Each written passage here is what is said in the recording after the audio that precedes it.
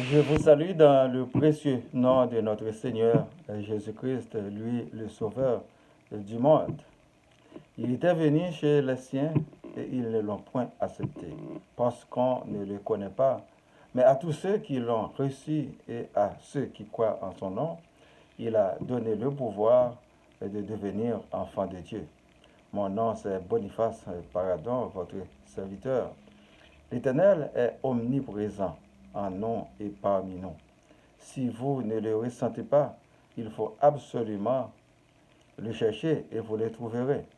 Il est vraiment dans tous les détails et il se manifeste expressément dans les moments les plus difficiles, quand toutes les portes sont fermées, quand tout le monde vous rejette, quand tout le monde dit qu'il est maudit, c'est fini pour lui.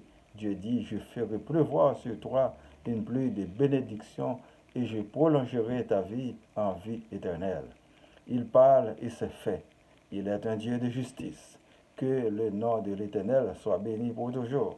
Ainsi, je vous dis merci et bienvenue sur le web, chers internautes, à l'écoute et à la visualisation de cette nouvelle édition. Le titre d'aujourd'hui, c'est Dieu jugera le juste et le méchant. Ecclésiaste, chapitre 3, du verset 16 à 17.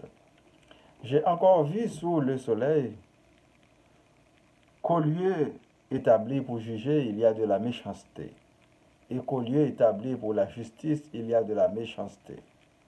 J'ai dit en mon cœur, Dieu jugera le juste et le méchant, car il y a là un temps pour toute chose et pour toute œuvre. Pour la prédication, nous sommes tous nés un jour et notre confiance commence, et notre souffrance commence avec.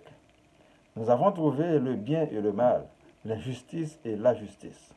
Pourquoi? Nous avons tous notre propre lecture des faits, dépendamment des circonstances. Un être du nom de Lucifer, l'ange de lumière, orgueilleux et jaloux, a semé la pagaille dans l'univers. Il voulait la place de Dieu, le Créateur, et se fait adorer pour ce qu'il n'est pas. Il a manifesté son injustice par rapport à Dieu, inversé Dieu pour prendre toute la gloire. Ces discordes sont la source de tous nos maux dans le monde. Un soldat qui veut renverser un général, un voleur qui veut s'accaparer du butin d'un richissime homme ou femme d'affaires, l'opposition qui veut à tout prix le pouvoir malgré son échec aux élections, un simple employé qui veut la place du PDG, le bourreau qui veut faire emprisonner sa victime, un subalterne qui veut la place du roi, etc. Les tribunaux sont les lieux par excellence pour faire jaillir la lumière et pour venger les bourreaux en vue de donner une justice équitable aux opprimés.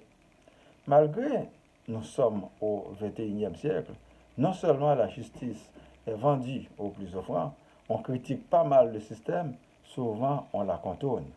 Il y a des endroits sur la planète qu'elle n'existe même pas.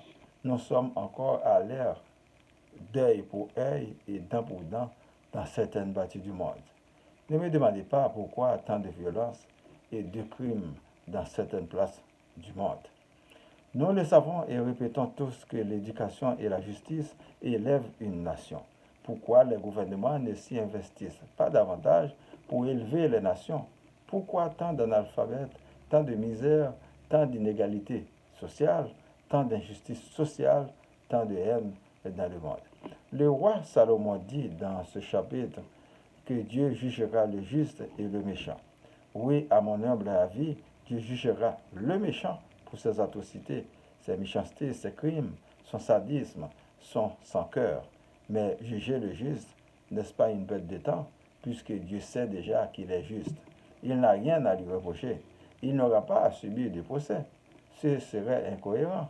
C'est nettement différent de ce passage du Nouveau Testament disant que Jésus viendra juger les vivants et les morts à son avènement. Il est le devoir de chacun de contribuer à promouvoir la justice et l'éducation dans leur famille, leur communauté, leur ville et leur pays.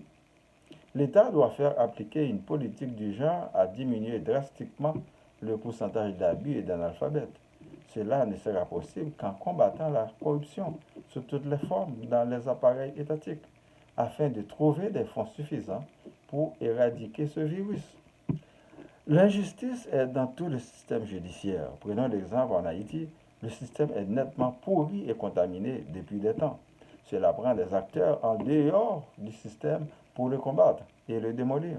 Honnêtement, le peuple peut résoudre le problème, si on veut, en s'attaquant directement aux corrompus jusqu'à ce que l'autorité de l'État se rétablisse.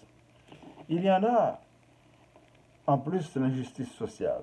Les contribuables paient pour des services qu'on n'a pas et des sommes détournées pour des services qu'on devrait avoir, qu'on n'en a pas. L'Éternel Dieu rendra équitablement justice aux innocents, qu'ils pleurent, qu'ils tombent. Il va y avoir des pleurs et des grincements de dents, dès maintenant et lors du jugement dernier, dans le camp de l'ennemi. Beaucoup d'hypocrites vont donc succomber, et à ce moment, nous allons pleurer pour des proches, des familles et des amis qui n'étaient pas du tout corrects. À bon entendeur, salut. Chaque chose a son temps. Il en fut un temps que vous écoutez la bonne nouvelle, vous en faites la sourde oreille. Désormais, ne soyez pas téméraires et têtus dans la mauvaise voie de la corruption de toutes sortes. Il est minuit, moins une. N'endurcissez pas vos cœurs à la rencontre du Seigneur. Que Dieu nous appelle tous et nous délivre. Que Jésus, notre Sauveur, nous sauve. Que l'Esprit Saint nous guide.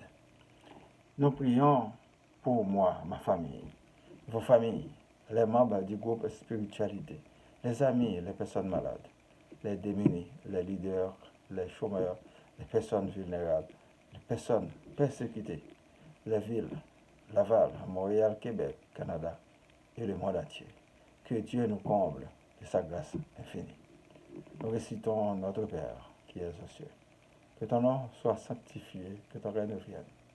Que ta volonté soit faite sur la terre comme au ciel. Donne-nous aujourd'hui notre pain de ce jour. Pardonne nos offenses comme nous pardonnons aussi à ceux qui nous ont offensés.